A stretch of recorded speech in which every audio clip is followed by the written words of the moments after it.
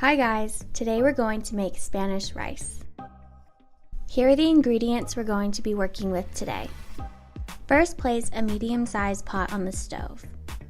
Turn the heat on high and coat the bottom of the pot with oil. Add rice and fry the rice until it is turned from a clear color to a more whiter color.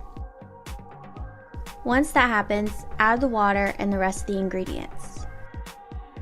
By using water, it makes the dish vegan, but you can use broth if you'd like to add some extra flavor. You can also add more chili powder or chili flake to make it a bit spicier. Once the ingredients are in, bring the pot to a boil and lower the temperature. Set a timer for 15 minutes and stir at 7 minutes.